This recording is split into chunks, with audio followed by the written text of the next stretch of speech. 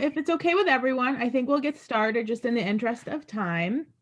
I am recording it, so if anyone jumps on late, they'll be able to watch this recording at a later time, and you can also share the recording with those that might have wanted to join us or people who were on our mission with us and couldn't make it today. There were a few who just couldn't join. I'm so happy to see all of you again, or to have those of you who are joining us but have your cameras off see us. It was really a wonderful experience traveling to Israel with you.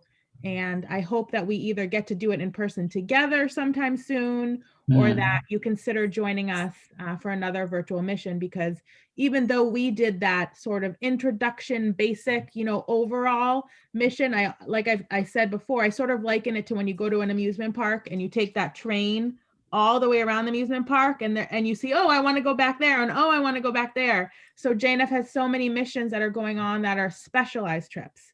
I know that some of you are considering or have registered to join us for a water mission. And there's a trip that just went that was a culinary mission. And I know that there are arts and fashion trips that we're doing all virtually as well, at the same time as strategizing on how Israel will be many of our first real trips when travel returns. So all of that said, thank you again so much for joining us this morning. I am going to pass the baton to Rhonda, who will introduce our first guest speaker. Rhonda, the floor is yours. Welcome, everybody. It's really, really nice to see you all again. I have great memories of our virtual trip. And it really is my pleasure to welcome Allie Robinson. Allie, take a little wave.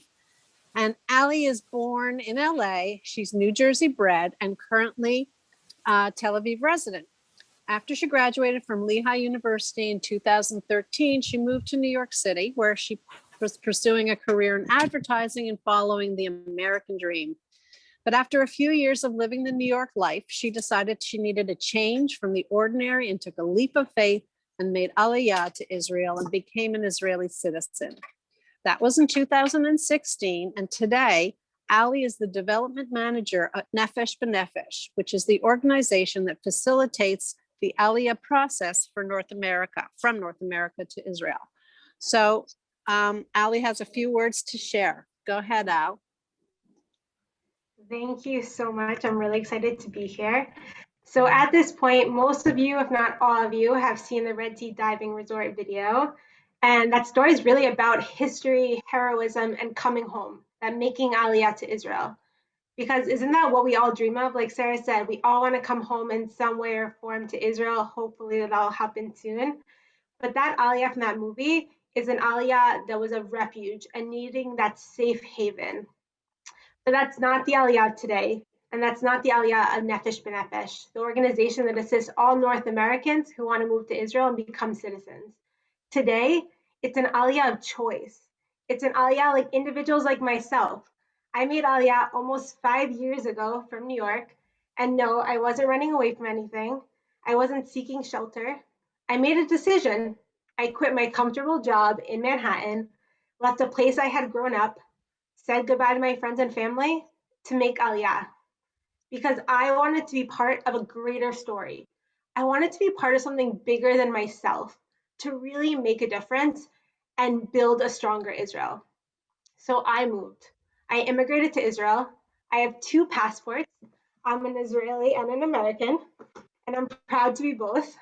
And today, I'm living up to the promise I made to myself to really make that difference and a true impact. I'm working for the organization that supports and assists Aliyah. We help with the pre-planning, the booking of flights, the bureaucratic assistance, the employment placement, the community integration, and so much more. And some of you may be wondering, why do we need to support Aliyah? Why do we need to support an organization that assists with the process? It is so much easier now than it was for Naftali's family. But my response to that is simple. In order to ensure the continuity of the state of Israel, we need to continue bringing people. We can't build a stronger Israel without the people. And Nefesh B'Nefesh, which translates to soul, is helping each soul, 65,000 of them to date, make a successful transition to their new life in Israel. And we have proof that it's working today. Before, 60% of North Americans who made Aliyah ended up moving back to their country of origin. Now, since our founding, 90% of people are staying in Israel. 90%. And that's critical. These individuals are bringing so much value with them. There are high-tech workers, our soldiers, our medical professionals, our next generation of leaders. And the financial impact that they are bringing is fueling Israel's economy. Deloitte just ran a study that showed the financial contribution of our Olim, our immigrants, since our founding is $2.8 billion. That's an incredible ROI if you ask me. We are making a difference. We are building a stronger Israel. And today, even in the midst of this global pandemic, we are seeing 206% increase in Aliyah interest. And we're expecting more people to make Aliyah this year than ever before.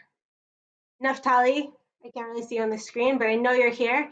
I'm so honored to be here with you as you share the story of history and heroism. And I'm proud to say that we're living in a historic moment right now. Aliyah, coming home. This is your chance to be part of something so incredible, to be part of something bigger than yourselves. So I invite you to be part of this historic wave of Aliyah that we're seeing and help support the future of Israel. And with that, I'm going to hand it over to Evelyn, who's going to introduce Naftali, your guest speaker, who I admire so much. And thank you guys so much for having me. Thank you, Allie. Evelyn, we just have to have you unmute yourself.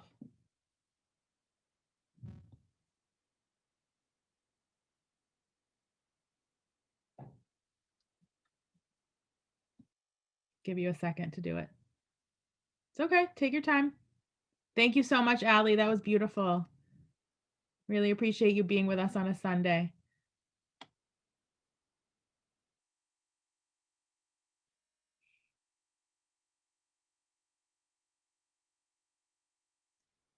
Oh, sorry. There Okay. you go. You got All it. right. Okay, thank you. Thank you, Mike. So I'm Evelyn Miller with the Jewish Federation of New Hampshire, and I'm the chairperson of the Israel Education and Engagement Committee. And today we are really pleased to be co-sponsoring with this guest speaker with the Jewish National Fund. Our guest speaker today is Naftali Aklum. He was born in Ethiopia in 1979. And the very next year, he made it to Aliyah, to Israel, with his parents and siblings. They were among the first group to make Aliyah to Israel via Sudan, and what later became known as Operation Moses. His brother Feretta was the first Ethiopian Jew to make the journey to Jerusalem via Sudan, with Feretta setting the stage for others to follow. After reaching Sudan in 1978, the letter Feretta wrote requesting assistance to make Aliyah found its way to Menachem Begin. Prime Minister Begin set in motion then the remarkable secret operation known as Operation Moses. Over 8,000 of 12,000 Ethiopian Jews successfully reached Jerusalem after 2,500 years of yearning. The story of this journey has been made into a film titled The Red Sea Diving Resort. So welcome to Naftali Aklum. Thank you so much, Evelyn, for the warm introduction, and welcome everybody. I'm very excited to be here with you today and to share the story of my family, to share the story of my community. And I will do so with my PowerPoint. If Sarah can help me share the PowerPoint.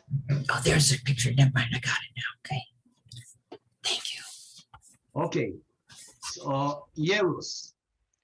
Yerus is the social venture that I'm running today.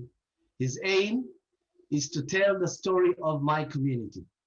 We are here in Israel. The Ethiopian Jewish community believe it's about time that people will know here in Israel and abroad the story of the Ethiopian Jewish community. We have a lovely story to tell, and this is what my project is doing, is giving the knowledge of the community, of the history of the Ethiopian Jewish community, and to show the world the diversity within Jewish people. In a lot of places in the world, when people think about the Jewish people, they mainly think about Jews from Europe, white Jews from Europe. I am here to show the world the diversity within Jewish people. It's not only one type. We have Jews from India, we have Jews from Yemen, we have Jews from Poland, and we have Jews from Ethiopia. We have a big diversity within the Jewish people. The next slide, please, Sarah. In this picture, you can see my family. In the middle, you can see my father. In the left, you can see my mother and two of my sisters. In the right, you can see my brothers.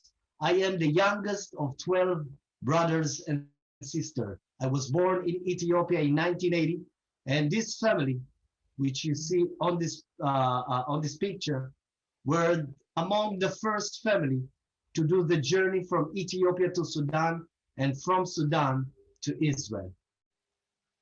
Sarah, next slide. Many people ask me, how do we have Black Jews living in a country in East Africa, in a country called Ethiopia? How does the Jews arrive to East Africa, to that country called Ethiopia? So there is two versions of how the Ethiopian Jews arrived to Ethiopia. The first version is the well-known version of King Solomon and Queen Sheba. As you all know, King Solomon was the wisest man on earth, and all the kings and the queens in his time wanted to come to this area to learn and to know King Solomon. Queen Sheba used to control the countries that we know today: Ethiopia, Eritrea, Yemen, Sudan, and some part of Egypt. All this area used to call ancient Kush, and she was the queen of that area. Now Queen Sheba also heard about King Solomon. She came here, they fell in love, and they brought a son to the world. His name was Menelik, who later became the first king of Ethiopia, Menelik I. When Menelik was 14 years old, he came to visit his dad here. He spent a few weeks here. After a few weeks, King Solomon told his son, you have to go back to Ethiopia, Kush. But King Solomon didn't send his son alone. He sent thousands of people back with him. And some believe that we, the Ethiopian Jews, came out from the thousands of people that went back with Menelik, the son of King Solomon, and Queen Sheba. That's the first version. The second version, which is the version we believe, is after the destruction of the first temple. When King Nebuchadnezzar came and conquered this area, we had all the 12 tribes here. One tribe decided to escape to the south. They walked through the Blue Nile River until they ended up in Ethiopia. And that's the tribe of Dan. We, the Ethiopian Jews, believe that we are the lost tribe of Dan. Now, ladies and gentlemen, I want to tell you that we are speaking about ancient community that for thousands of years kept Judaism, sometimes with their life. In the history of Ethiopia as a country, Christianity came to Ethiopia in the 4th century. And throughout the history of Ethiopia, there were always kings and queens that wanted to convert the Ethiopian Jews into Christianity. But we were isolated community, which means we didn't have no relationship to no other Jewish community in the world. We thought that we are the only Jews left in the world. And if we will not keep Judaism, Judaism will disappear. And this is why we kept Judaism sometimes with our life, because we knew if we will convert to Christianity, Judaism will disappear.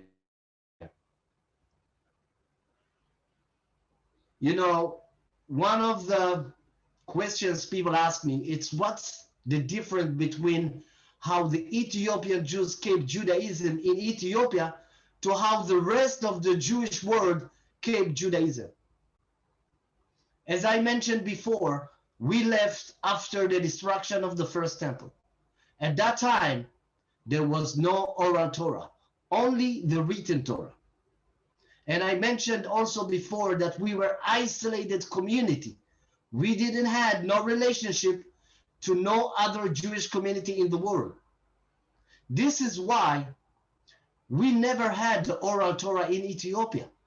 We never celebrated holidays like Hanukkah or Purim, which we are celebrating in few days here. We celebrated holidays from the written Torah, like Sukkot, Pesach, and Shavuot. But if you will ask, today we are celebrating all the holidays. We know and we accept the oral Torah.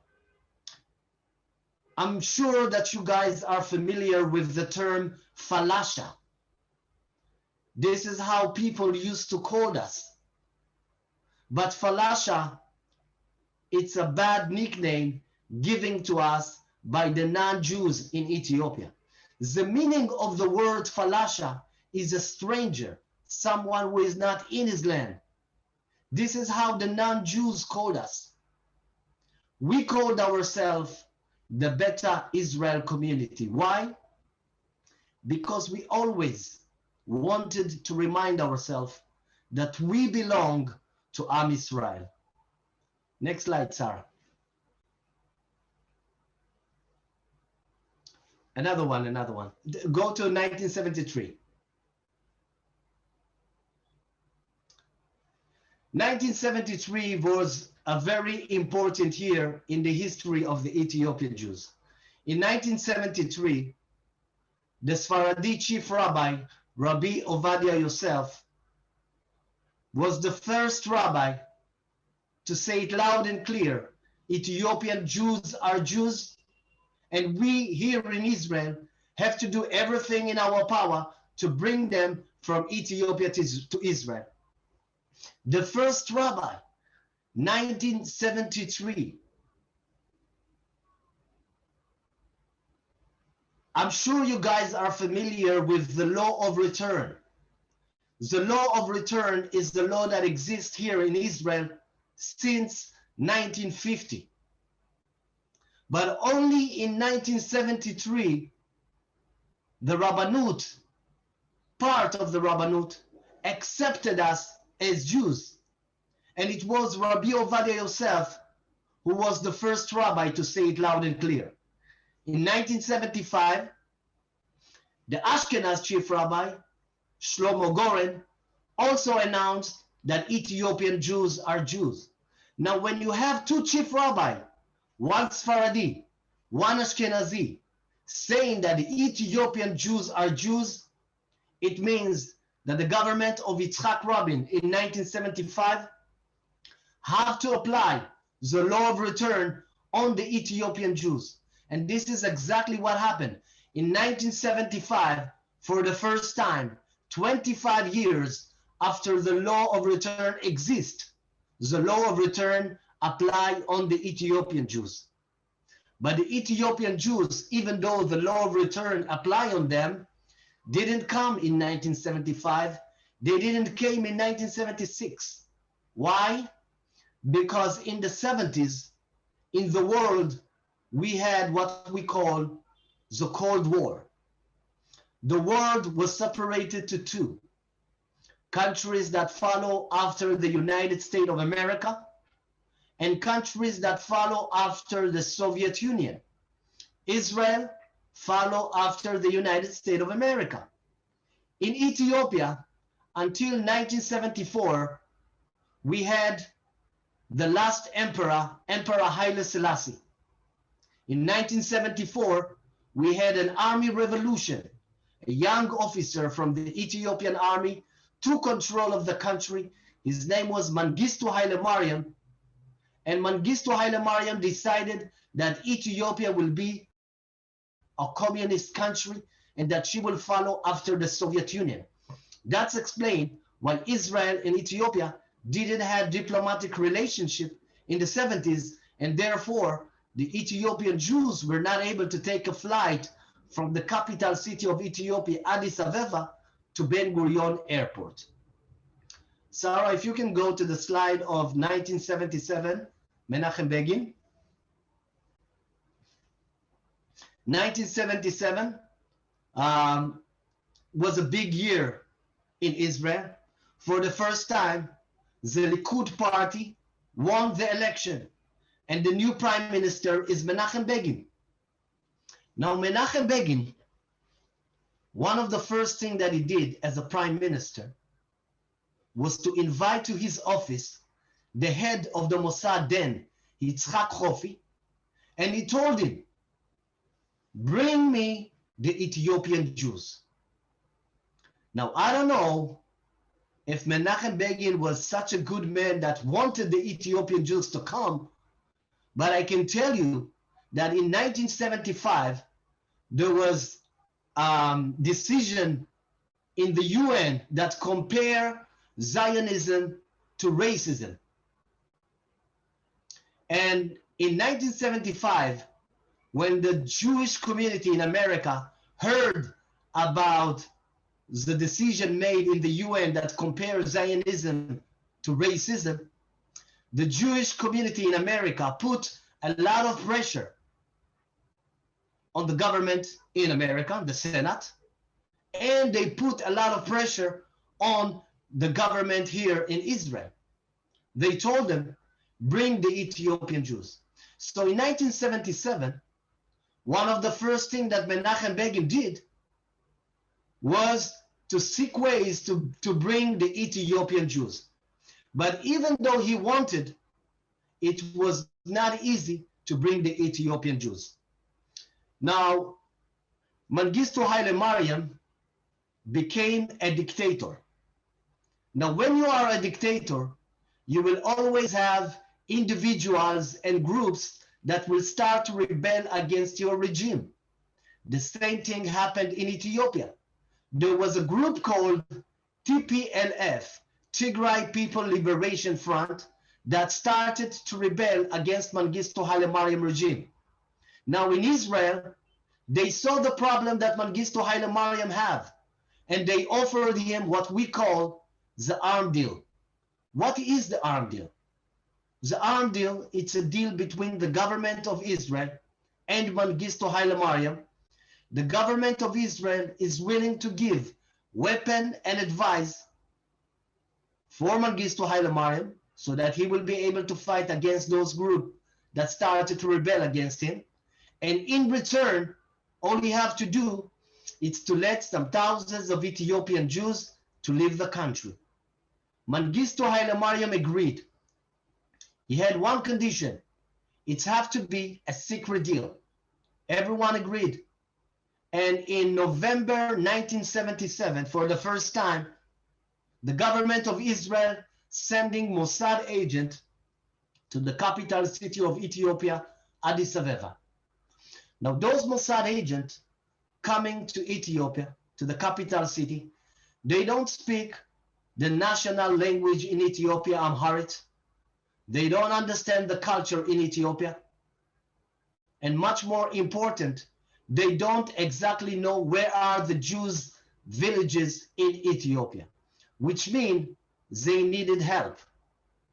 And one of the people that they were asking help from, Sarah, the next slide, please, is my brother, Ferede Yazezo Aklum. My brother in the 70s was a teacher. I'm not sure if you are familiar with the organization ORT, but ORT opened school in the 60s in the Ethiopian Jewish villages. They opened school to prepare the community for the day that they will come to Israel. My brother was a teacher in one of their schools. He had a very good English. And this is why the Mossad communicate with him. And they told my brother, we have a list of 120 Ethiopian Jews Sarah, next slide of the map. We have a list. This is the map of Ethiopia. Ethiopian Jews used to live in the northern side of Ethiopia, in the area of Tigray and Gondar. In the middle, you can see the capital city, Addis Ababa. My brother was a teacher in Gondar. And they told my brother, we have a list of 120 Ethiopian Jews from Gondar. We want you to find them and bring them from Gondar to Addis Ababa. My brother asked the Mossad agent, why do you need 120 Ethiopian Jews? And they told him, we have a pilot. We are starting to take out the Jews from Ethiopia to Israel. Now you have to understand, my brothers and sisters, that the dream of every Jew in Ethiopia, it's one day to return back home to Zion. Now the dream, it's a dream that my brother had as well. So he told the Mossad agent, I am willing to help, but I want to be one of the 120 Ethiopian Jews that going to fulfill their dream to return back home to Zion. The Mossad people told my brother, listen, it's a pilot. We will have more groups in the future. In the meantime, we need your help. So my brother saw those people coming from Israel to save his community. He said, I must help them. And this is exactly what he did. He found, organized the 120 Ethiopian Jews, and he brought them from Gondar to the capital city, Addis Ababa, by the way, by bus in the 70s. From Gondar to Addis Ababa, we are speaking about more than 3 days on the road. So it's not an easy road. In January 1978, for the first time in the history of the Ethiopian Jewish community, 120 Ethiopian Jews coming legally to Israel. History in the making. After a few weeks that the group arrived to Israel, at that time the foreign minister of Israel was Moshe Dayan. Moshe Dayan had a press conference in Geneva, and one of the journalists asked him, does Ethiopia have a deal with Israel? Now we all know it's a secret deal, but unfortunately, and from a reason that we don't know, and we will never know, Moshe Dayan spoke freely about this deal in that press conference. He told the world about the deal between Ethiopia and Israel. When the dictator from Ethiopia, Mengistu Haile Mariam, heard about that, the first thing that he did was to cancel the deal. The second thing that he did was to tell all the Mossad agents that are in the land of Ethiopia to leave immediately. But he did one more thing. He started to chase after all the Ethiopian Jews activists that took part in this deal. One of them is my brother. My brother became a wanted man in his own country. And I want to tell you, if you are a wanted man under the regime of Mengistu Haile Mariam, your life is at risk. They will probably kill you if they will find you. Now, if you know that your life is at risk, what will you do? You will run away. Where can you run to? Now look at the map. The closest country to run to is Sudan. Now, two problems with Sudan. One, Sudan is a Muslim country. It's not safe for a Jew to be in Sudan, but you can hide your identity as Jew. The second problem is the distance between Gondar to the capital city of Sudan, Khartoum. We are speaking about more than 300 miles. Now, 300 miles by a plane, it's not that bad. 300 miles in a car, it's not that bad. But 300 miles walking, it's tough. 300 miles walking in the desert between Ethiopia and Sudan, it's tough. 300 miles walking when you don't know what will happen to you on the way, it's tough. My brother at the beginning took some amount of money, some food, He didn't know exactly how much time it will take him, but he realized on the journey that it's very hard to walk during the day. I'm not sure if you guys ever been in East Africa, but I see Rwanda, she's in Florida right now. Trust me, the sun in Florida, it's not the same like the sun in East Africa. She's on you all the time. It took my brother more than 3 months to do the journey from Gondar to the capital city of Sudan, Khartoum. He arrived very hungry, thirsty, weak, but the only thing that he had on him that worth something, he had a wedding ring. He got married a year ago, a year before, and he had a book with some addresses of some Mossad agent that he worked with few months before in Ethiopia. He decided to sell the wedding ring. He earned some Sudanese lira. Now, every normal person, after a journey like this that have some amount of money, the first thing that he will do will be to buy food, water, find a place to stay.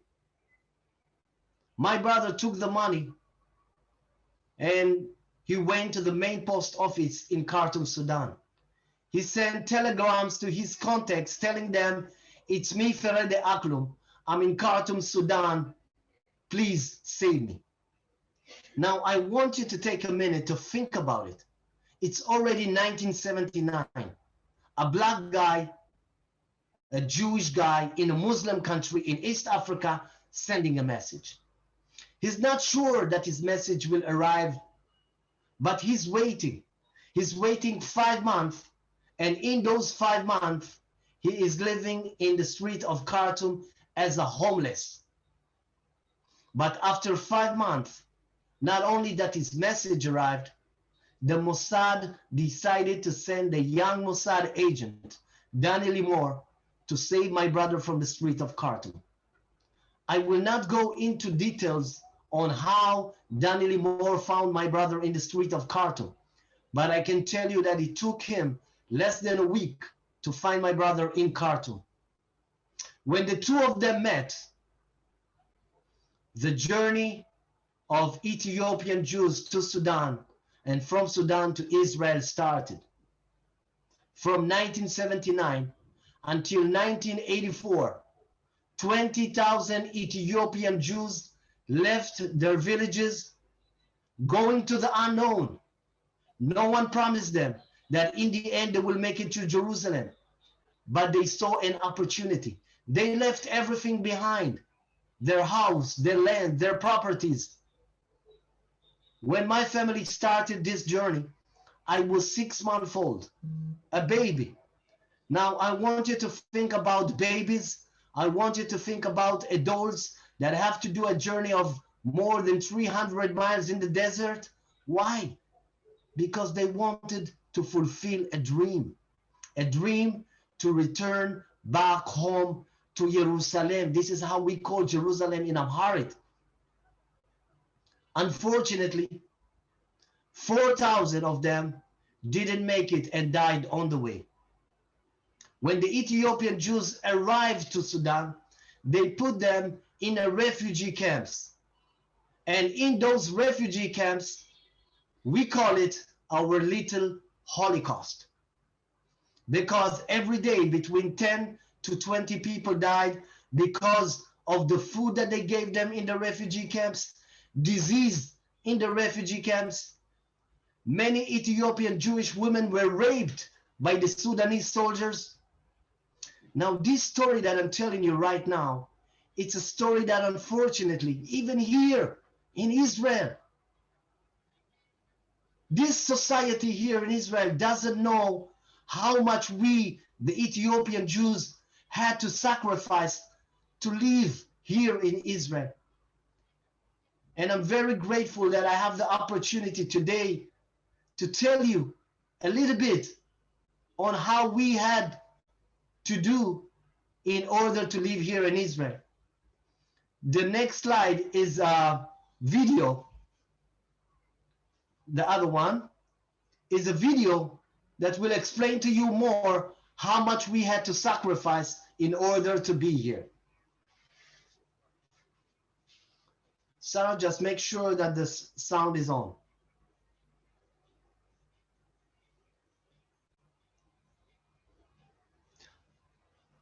Can everyone hear the sound? Thumbs up or thumbs down with the sound? No, I you don't should- hear the sound. I just paused Yeah. it. Before that, could you hear the sound? No sound. Before that, yeah. Okay. Uh, I'm gonna- Sarah, oh. what you need to do, you can see above, share. It will open you option to share the sound.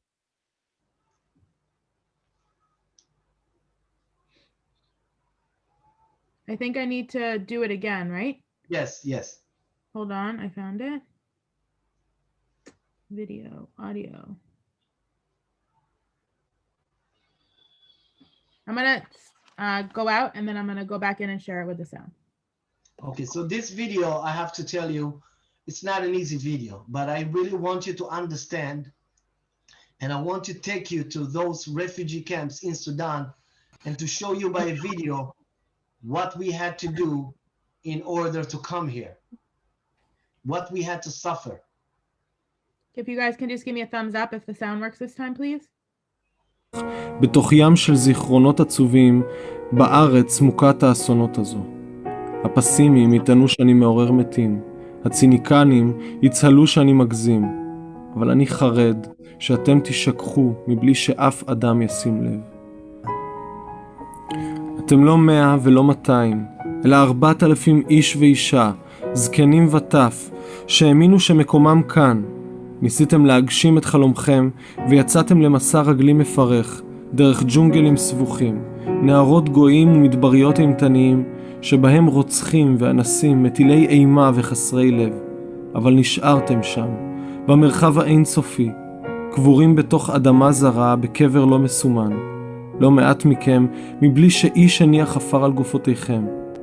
אך למרות הסכנות, המשכתם לצאת בהמוניכם למסע שכמדומני לא היה כמותו מאז יציאת מצרים. צעדתם בלילות ובימים והגעתם אל סודן הארורה.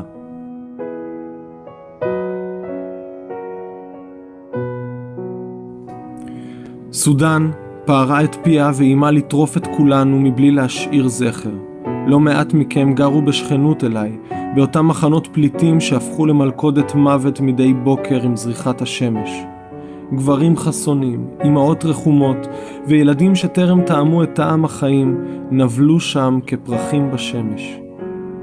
כמו כל אלה שהיו שם, נאלצתי לראות אתכם גובעים מול עיניי, וליוויתי אתכם לאותם מקומות מסתור שנקראו קברים.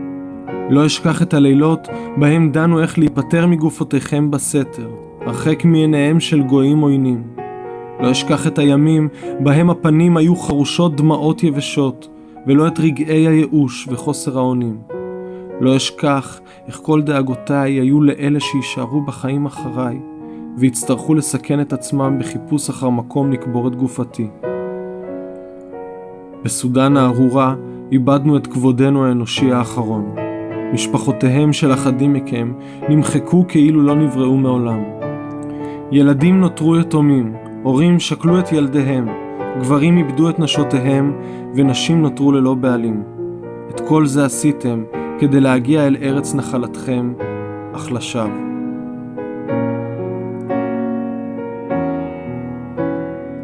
בארץ שחלמתם לחיות בה, האנשים חיים בקצב מסחרר, והזיכרון שלהם קצר מאוד. אנשים שאפילו לא זוכרים את המלחמה של הקיץ האחרון, ובוודאי שאין להם זמן לזיכרון העבר. ואני חרד שזיכרונכם יישאר נחלת מעטים, ויתפוגג לו בחלוף הדור שחווה את המסע על בשרו.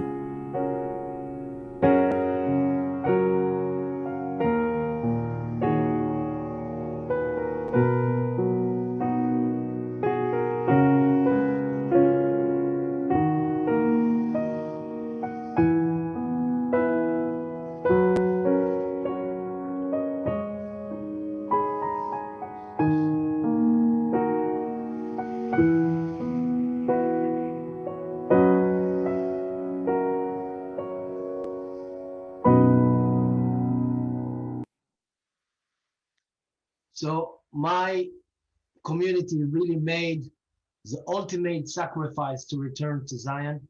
I can tell you that all my family arrived in 1980. I lost my grandfather in Sudan, and but thank God, all my family are here.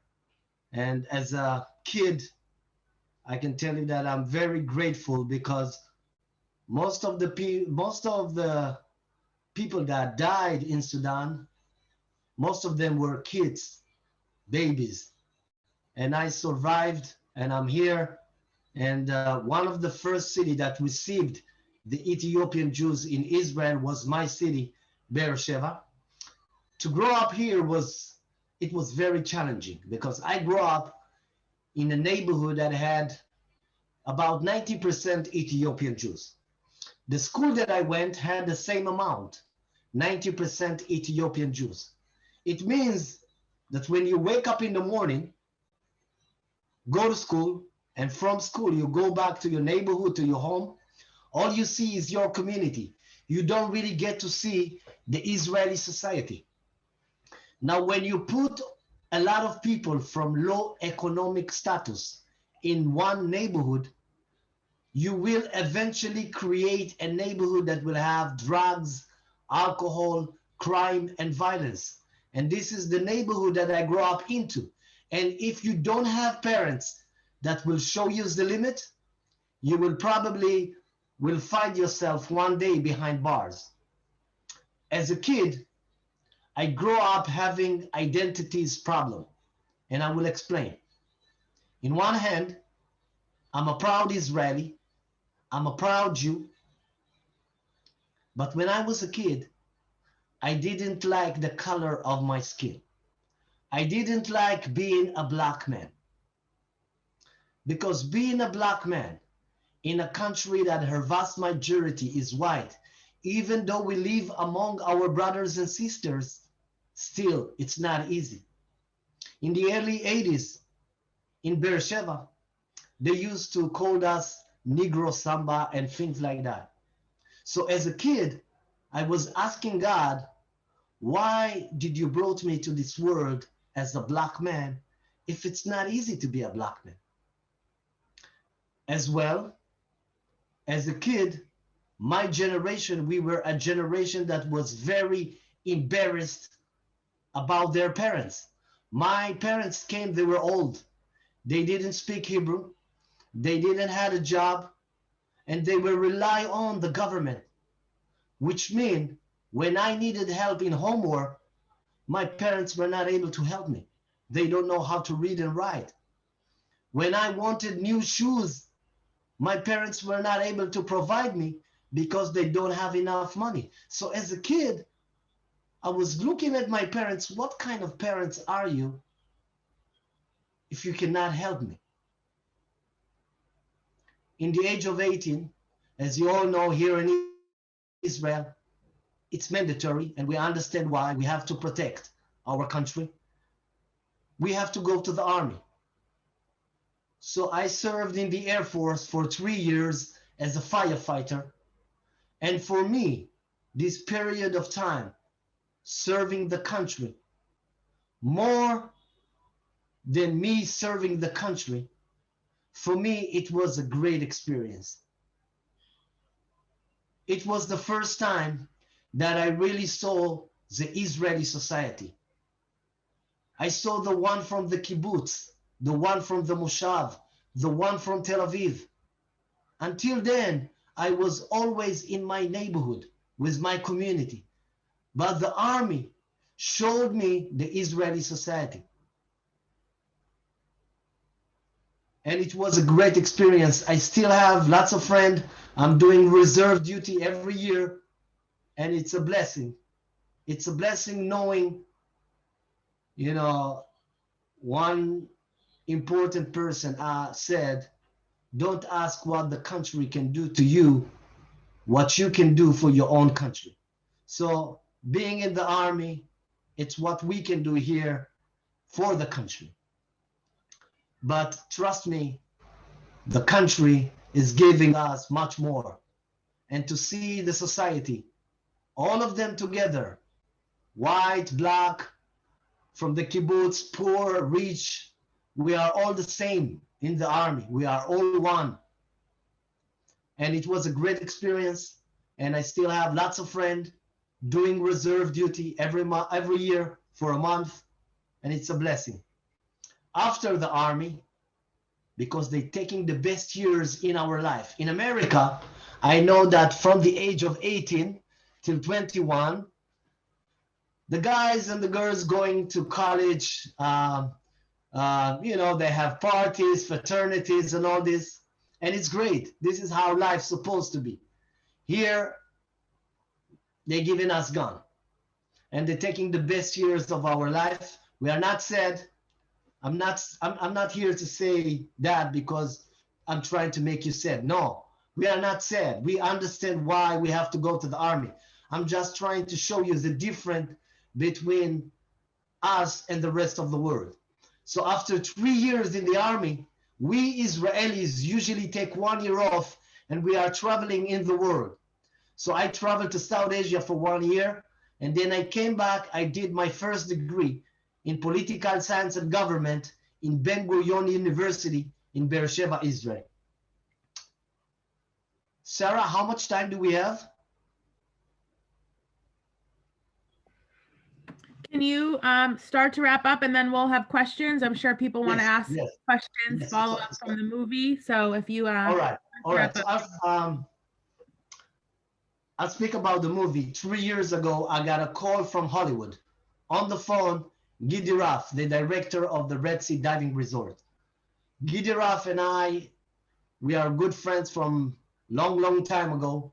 And he told me that they are working on a movie called The Red Sea Diving Resort, a movie that tells the story of how the Mossad brought the Ethiopian Jews from Sudan to Israel.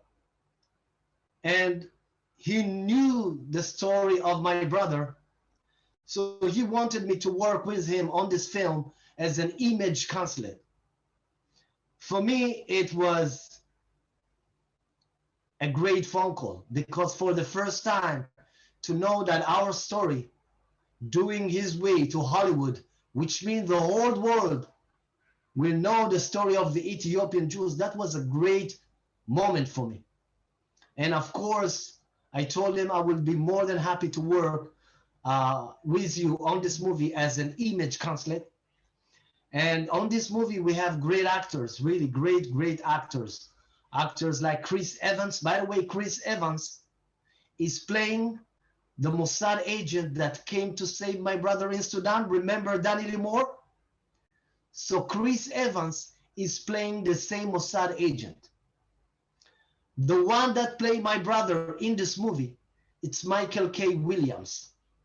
But I can tell you that we wanted Denzel Washington to play my brother, but Denzel Washington, unfortunately, very expensive, but trust me, Michael K. Williams did a great job and we are very proud with the job that he did. This movie, if you ask me, I'm not very happy with the end result of this movie. Why? Because this movie, it's keeping the narrative of saving. In Israel, there is a narrative that I grew up into saying that the government of Israel saved the Ethiopian Jews from Ethiopia, from Sudan, and brought them to Israel. The government of Israel, the Navy, the Air Force, the Mossad, all of them did a great job, but they did their job. The real heroes of the story of the Ethiopian Jews are the Ethiopian Jews. Those who left everything behind, those who walked more than 300 miles in the desert, those who lost 4,000 Ethiopian Jews, those who gave up their life to fulfill a dream. And unfortunately, in this movie, the focus is more on the Mossad agent. And I'm trying to change that. I'm trying to change the narrative. I'm trying to put focus more on the story of my parents, of my grandfather, of my grandmother, because they are the real heroes. They are the real heroes. And I can tell you that now we are working on another movie, not with an American company, but with Australian company. By the way, let me tell you a secret. In the movie, for those who saw the movie, there is a CIA agent in the movie.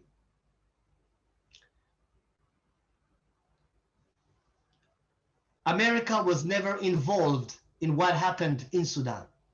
But because it's Hollywood that created the movie, they wanted to put America inside the movie. Just for you to know. It's okay, it's Hollywood, you know, they're changing things from time to time. But I can tell you that the next movie that we are working on, it's a movie that will tell the story from the Ethiopian Jewish community side of the story. And trust me, it will be much more stronger than this movie. But I'm always trying to see the good in everything in life. This movie, the Red Sea Diving Resort, it's a movie that will show the world, and I can tell you this as a Black person, as an African.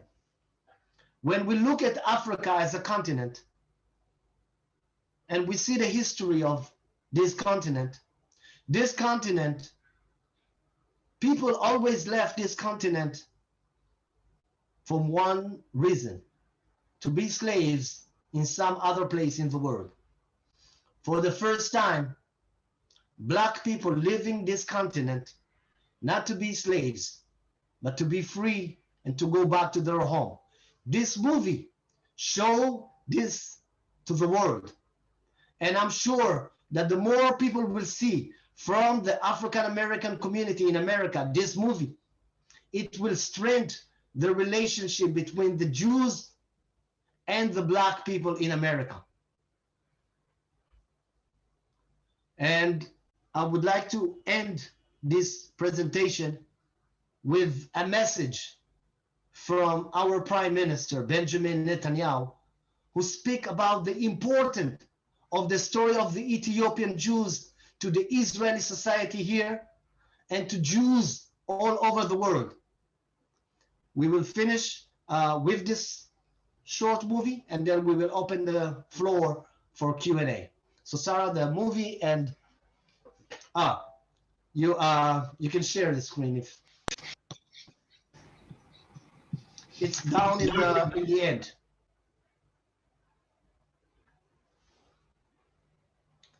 Yes, this one.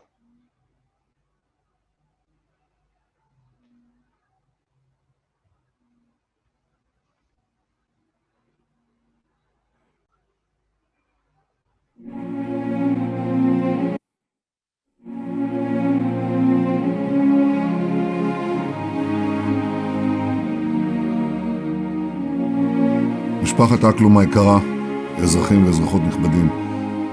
סיפור עלייתם של יהודי אתיופיה הוא אחד מסיפורי הגבורה המרתקים בהיסטוריה של עמנו. אבל זה סיפור שלא נחשף במידה הראויה לציבור הישראלי. החברה הישראלית אינה יודעת על המנהיגים פורצי הדרך. הם נטלו על עצמם סיכון חיים ופרצו דרך לרבבות של משפחות להגיע לציון.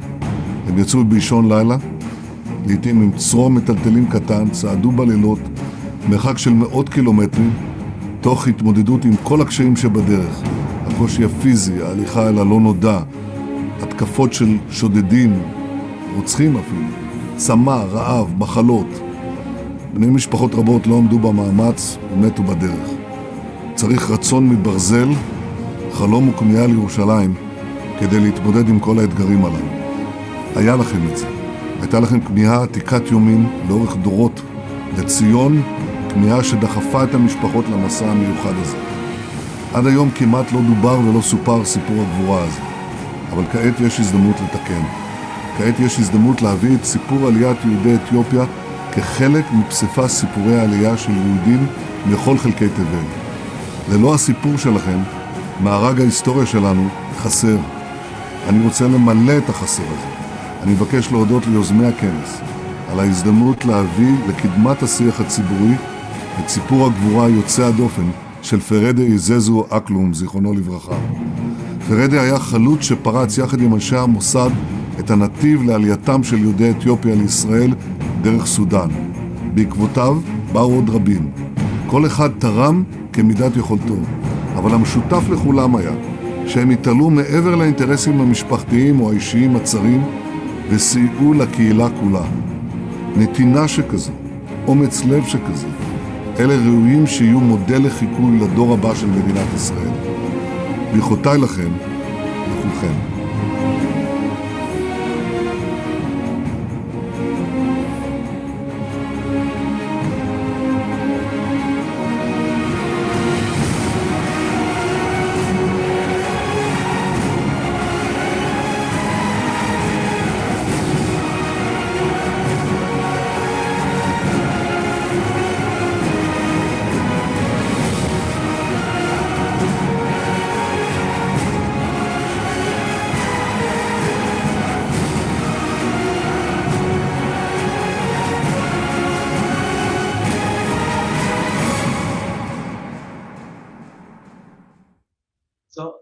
Thank you so much for taking the time. If you have any questions, feel free. So we have some time for questions. If Steve, I see you raising your hand. Do you want to unmute yourself and then go ahead and we'll take it from there? It was an incredible story. I have a historical question. How did the Jews, or for what reason did the Jews get to Ethiopia from Israel historically? Yeah, so I spoke about it in the beginning of my lecture. There is two versions, the version of King Solomon and the version of Queen Sheba.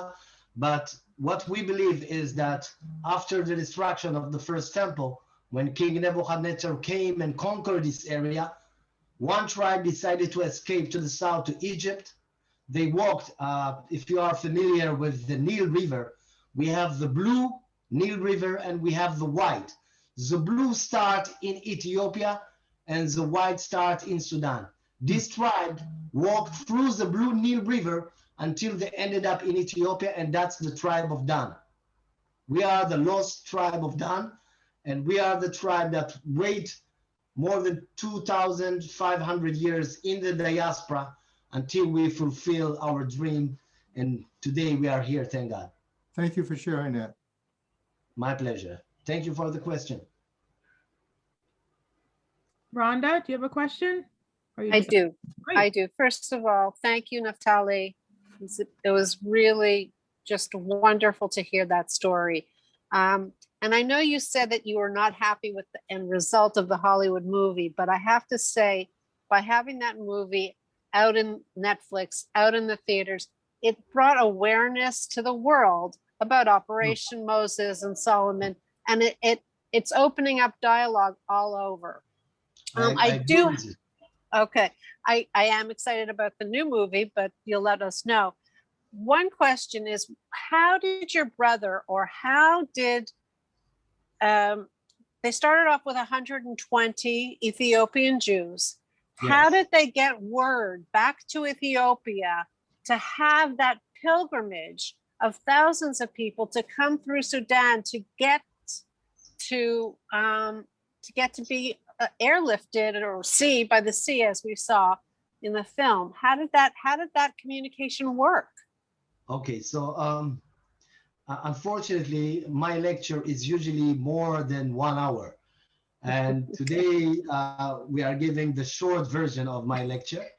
But for example, the first group, when Daniel Moore and my brother met in Sudan, my brother had to lie to the Mossad agent. He told him, listen, I'm not the only Jew here in Sudan. There are more Jews.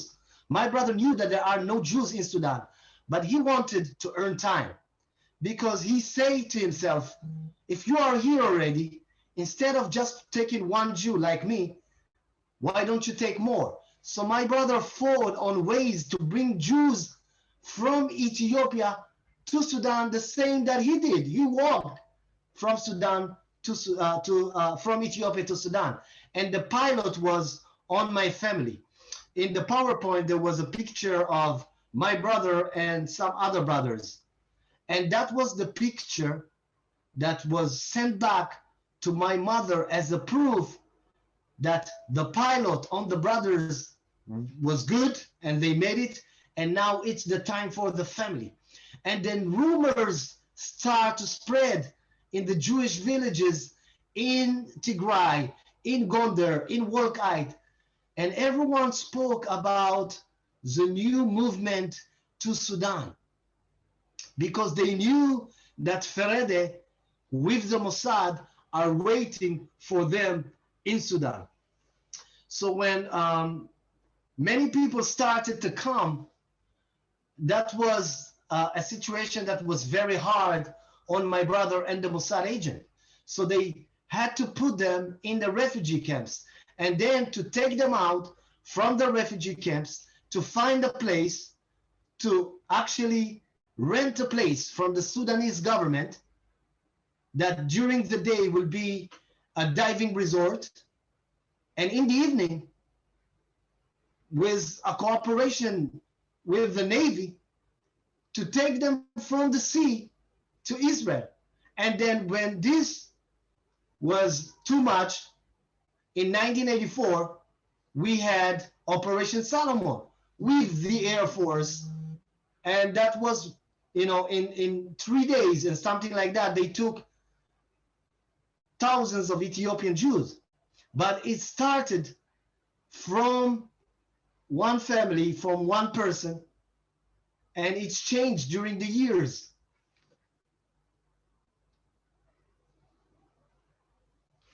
That was amazing. That was, yeah, that's, I guess, word travels. Yeah. Yeah. Go ahead, Evelyn. I really want to thank you, Natalia. And I have to say that we've recorded this, and I'm sure that we're going to play it again to our federation. There will be more people that will want to hear this story. The film is great, but your story was really very emotional, and it's one that we'll want to share. So now we have a large number of Ethiopian Jews in Israel, and you said originally they settled in Beersheba, and that it sounded like a good way of integrating was through the IDF. How many more have come into the country, and are they now spread in other parts of the country? How has that been to assimilate into the country? So today, I can tell you that we have 150,000 Ethiopian Jews living in the country of Israel. We are less than 2% of the population, but out of the 150,000, 87,000 were born here in Israel. Wow. And we are spread all over the country. You can see Ethiopian Jews up in the north, in the center, in the south. And the situation right now with the Ethiopian Jewish community, it's like this. We still have lots of challenges. We still have lots of challenges. Unfortunately, from time to time, we have issues of racism, discrimination. And in the same time, we have lots of success. We made a lot of success in the last 40 years. And let me share some of this success with you. The Minister of Immigration and Observation in Israel is a woman from our community, Miss Pnina Tamano-Shata. We have a Vice Minister, Gadi Yevarkin. We have doctors, we have a pilot, we have officers, we have, by the way, another brother of mine became the first officer in the IDF in 1986. He was a paratrooper. So we have lots of challenges, but as I said before, I'm always looking at the good things in life. And we have lots of success. We have lots of success, and I'm sure that in years to come, we will overcome the challenges. And one of the things that created this change, this success, is if you are an Ethiopian Israeli in Israel and you want to go to school, you want to go to learn in the university or in college, you don't have to pay. All you need is motivation.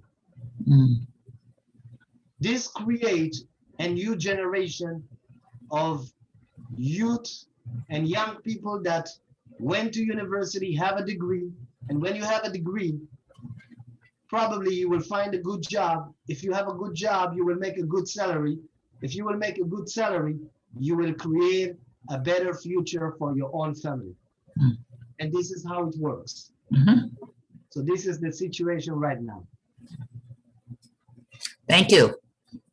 I would like to add one more thing. I didn't say it before. The Jewish National Fund is a very important organization. For me, the Jewish National Fund is even more than an organization. It's a family. It's a lot of people that doing their best for the state of Israel. And in my case, in America, there is a lot of federations and organizations, but Jewish National Fund really saw the importance of the story of the Ethiopian Jews, and they're doing lots of things to educate the young American Jews in America, to show them the diversity, to show the African American the diversity within Jewish people. They sending me and more to tour America, to do lectures in universities, in campus, to tell them the real Israel. And even more than that, the Jewish National Fund, we wrote a book about the story of my brother from his early childhood till the day he passed away. This book also gives a brief history of the Ethiopian Jewish history. And the Jewish National Fund realized how much important is this book, and they converted this book from its original Hebrew to English, and they copied more than 5,000 books so that the Jewish community in America will learn more about the history of the Ethiopian Jewish community. So it's one more time an opportunity to thank the Jewish National Fund for all the things they do, not only for the Ethiopian Jewish community here, but as a person who lives in the South, in Beersheba. I have to tell you, I live in Beersheba from the age of 1 until the age of 25, 27. We, the people who live here in Beersheba, when people asked us, where do you come from? We didn't say Beersheba. We were embarrassed to say Beersheba because Beersheba was a city, that no one wants to live in. But because of the help of the Jewish National Fund in the last 10 years, Beersheba, it's one of the cities that's growing up very fast. Lots of opportunities, jobs opportunities, and people are proud to say we are living in Beersheba. Ben Gurion said, the people of Israel will be tasted in the Negev. And trust me, the Jewish National Fund passed this exam long time ago. So thank you so much.